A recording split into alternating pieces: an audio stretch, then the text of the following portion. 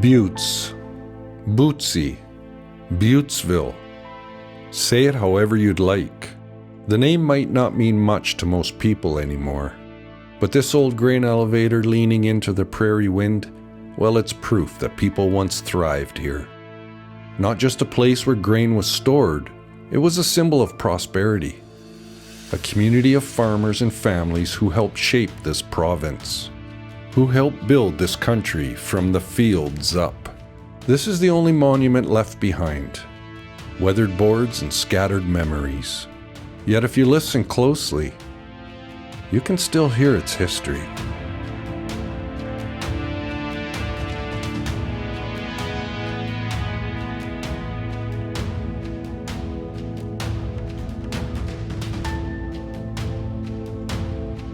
Not far from here, the two brothers, Joe and Charlie Dumont, farmed a full section of land together. Both had homes on the section, and it was well known that they kept their places extremely neat. They were well liked in the district and active in community life, especially during the winter months, when they helped host the monthly dances. Their brother Amity lived nearby. He later married and served on the local council. Amity was proud of his Model T Ford, one of the first in the area, and he was always involved in whatever was happening around the district. Eventually, the Dumont brothers moved on, and their land passed through a few hands. Dave Hood eventually took it over, bringing in a fine herd of Herefords and working the land with a well-kept 6-horse team.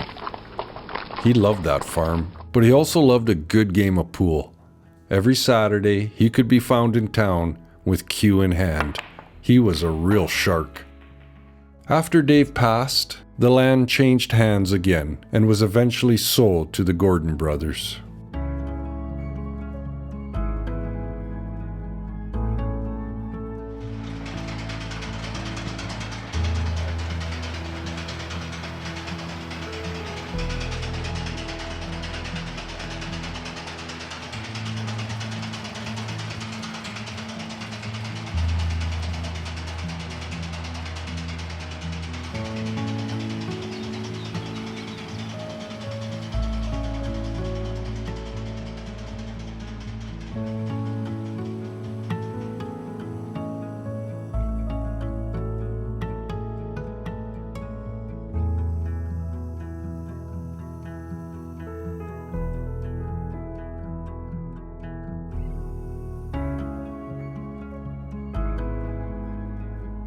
Just east of here, the Wright family once farmed a half section of land.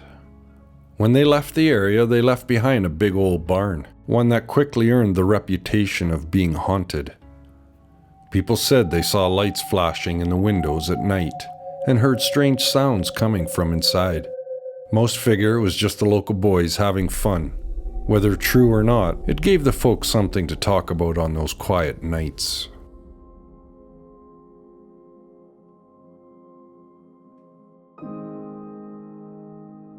We can't forget the Surratt family who lived close by, raising 7 kids, 3 girls and 4 boys. And not far from here, Frank Davis homesteaded a piece of land where he built a modest home. That little house would later become the first Butzeville school, a small beginning for a strong and close-knit community.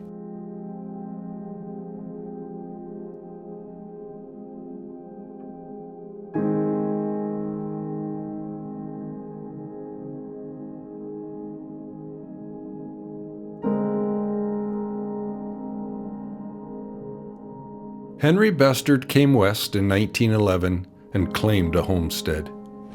He soon found work on the railroad and saved for a team of oxen. He then farmed alongside his nephews, Lloyd and Ed. He never married, but lived near his family, playing a steady role in their lives. His first home was a small shack, later replaced by a simple 3-room house. In 1934, he bought the old Butzeville school, moved it onto his land, and joined it to his house.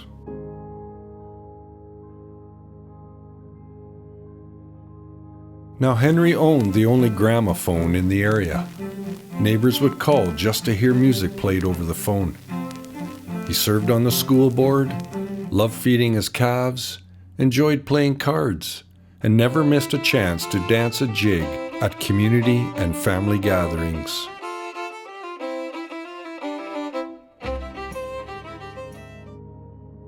On Sundays, he'd dress up and walk over 4 miles to a friend's for pie and a visit. Yet it was well known that he was happiest when he was at home. In 1950, the district threw him a party for his 80th birthday. He danced his jig one last time. That summer, he was still stooking grain in the fields, but in September, he quietly passed away.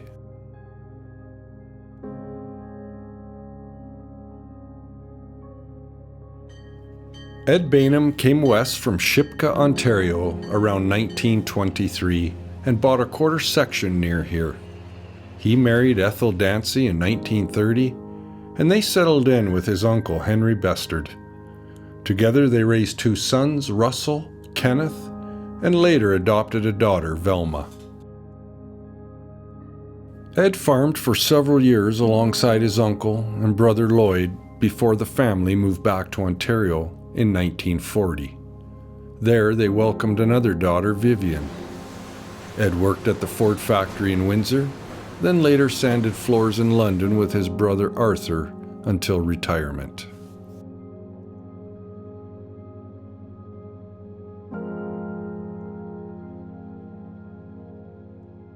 These were just some of the people of Butze. They came with hope, they worked with their hands, and built a life from scratch, one season, one harvest at a time. They raised families, weathered hard years, and found joy in the little things like music shared over the telephone line, fresh pie on a Sunday, a dance in the old schoolhouse. Now the elevator stands alone, the fields are quieter, the names are faded from the mailboxes. But in stories like these, the spirit of Butze still lingers, steady, strong, and rooted in the land. Hey, my name is Mike. Thanks for joining me today. I hope to see you on the next one, and until then, take care now.